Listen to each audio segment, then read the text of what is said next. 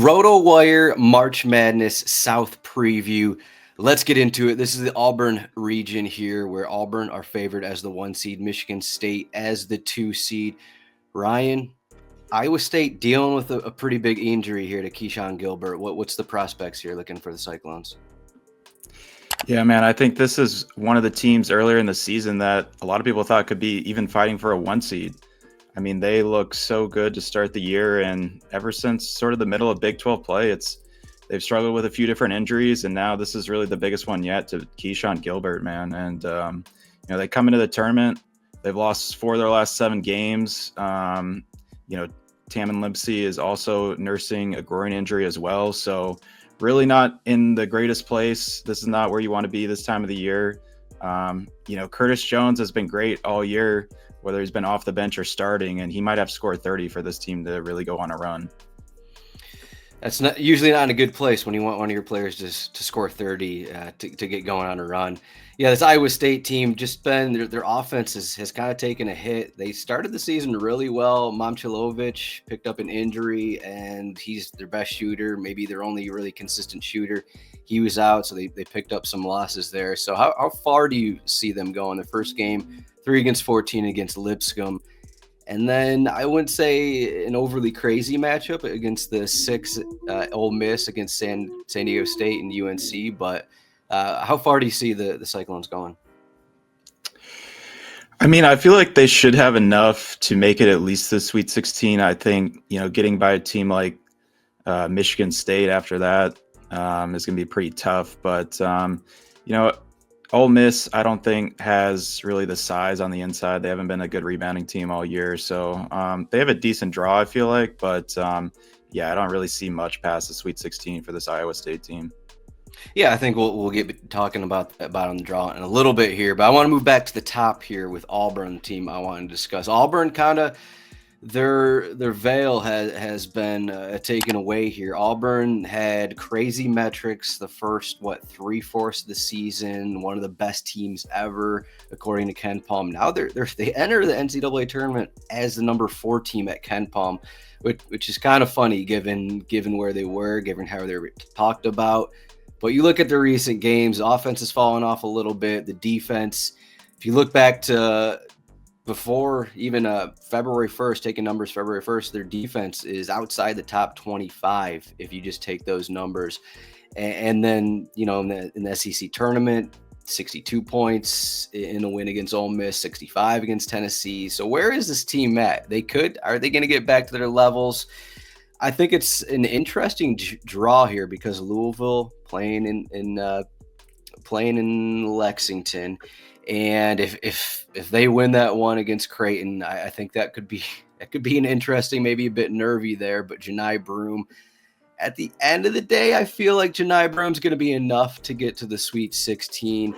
But what's your prospects here in Auburn? I know they're still the overall number 1 seed, but should we look a lot into how they've played over the last 2 weeks, or do we think they get back to just, okay, they're Auburn, they're deep, they got bigs, they got guards and Pettiford, they got players, but they kind of struggle a little bit towards the end.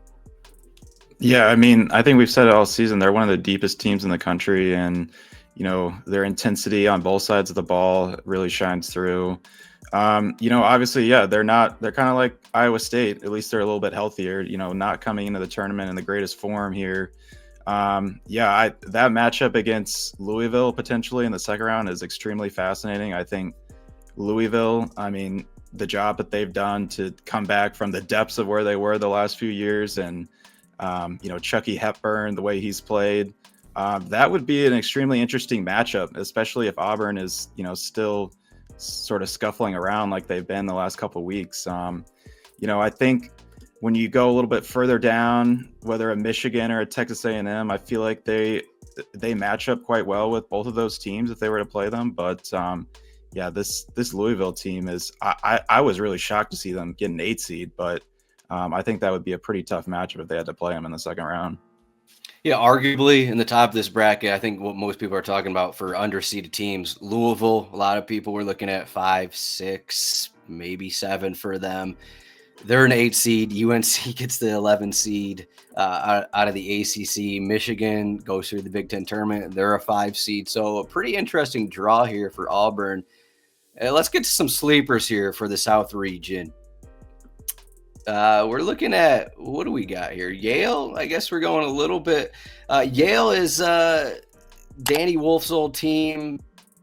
Danny Wolf of Michigan, also in this region. Not sure they're going to play each other, but I think Yale has a pretty, I guess they could play each other. They have a pretty intriguing draw here. Texas A&M, their first game, though.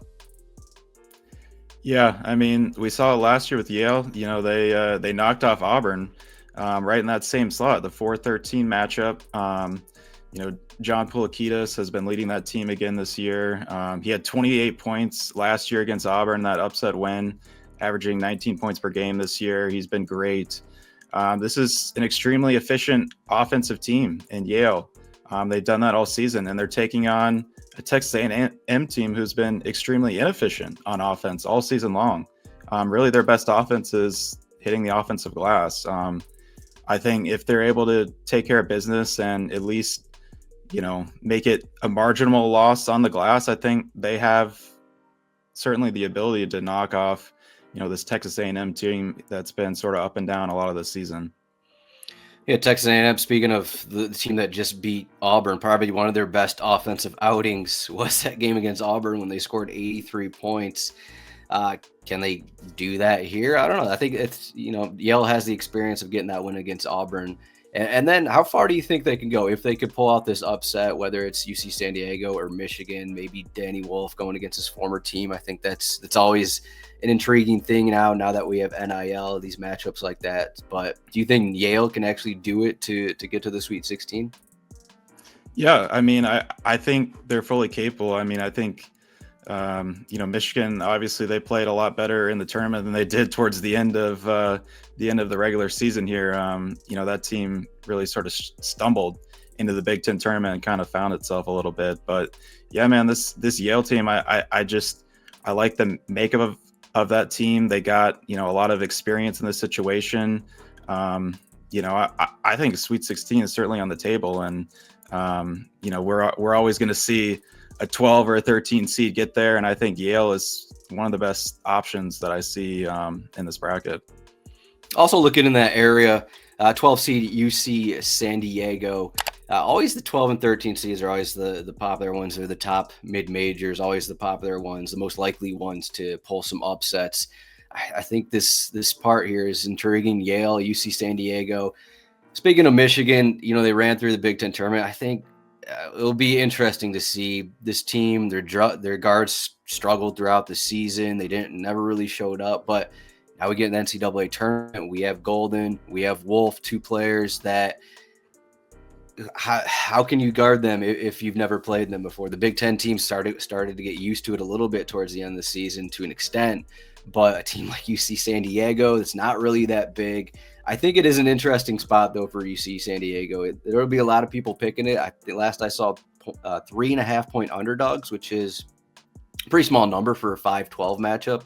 But UC San Diego has some players. They are one of the best in the country at forcing turnovers. Michigan, speaking of their guards that kind of struggle, they turn the ball over a lot. If they're forcing turnovers, Danny Wolf has had a problem turning the ball over as well.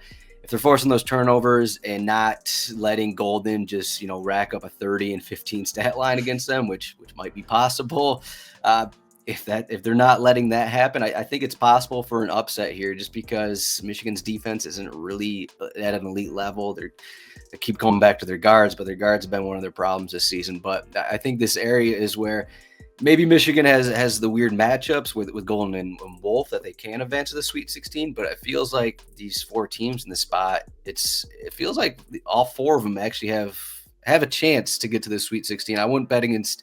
I wouldn't say, okay, it's not impossible for any of these teams not to get there against Auburn or who it may be.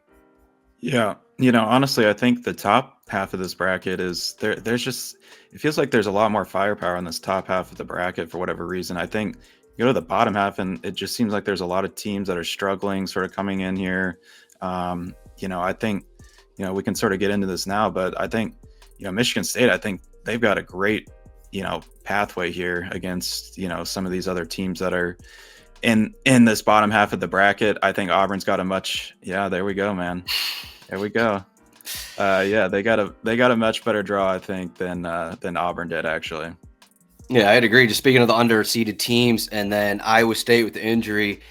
As we get going here, rotowire.com/cbasketball. Get all the college basketball. We have articles up, previews. We have everything, I guess you could say, a little bit of everything. But speaking of injuries, like, you're going to want to know injuries for these teams. And we know Keyshawn Gilbert's out, but there's sprinkles of guys injured here and there that you want to get notes on. You can find that over at RotoWire. We're updating basketball injuries by the hour, more or less. But that bottom of the bracket, with Michigan State, I am a little biased as a Michigan State guy, but I think, a lot of us can agree that it feels like it kind of opens up for them a little bit here. It's more favorable draw than what Auburn has.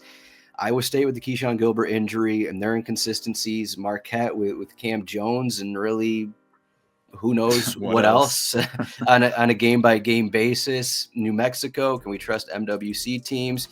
So, maybe Ole Miss makes a run, but I guess we could, Chris Beard against Tom Izzo. Those guys played against each other in the Final Four a few years back. But, so who do we think is going to get out of here? Auburn, Michigan State is kind of what we're leaning on.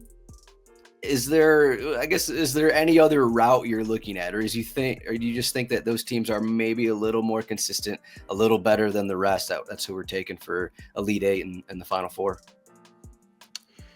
Yeah, I mean, I think Michigan State is coming in with, very good momentum. I think the emergence of Jace Richardson has been huge for them. I think there was a point in time where a lot of people, they knew they could defend at an extremely high level. They're great at taking away the three, but could they score the ball? Could they have a guy that when they need a bucket can go get it? And I think they sort of found that in Jace Richardson.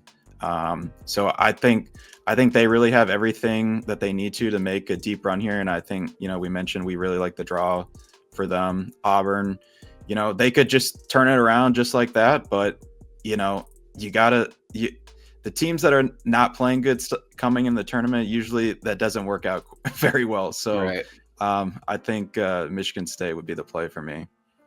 Yeah, I think you just combine Auburn not playing well, a better schedule for Michigan State. I think it seems like we're both leaning towards Michigan State over Auburn in that Elite Eight en route to the Final Four. But we'll see if Auburn can get there. We'll see if Michigan State can get there.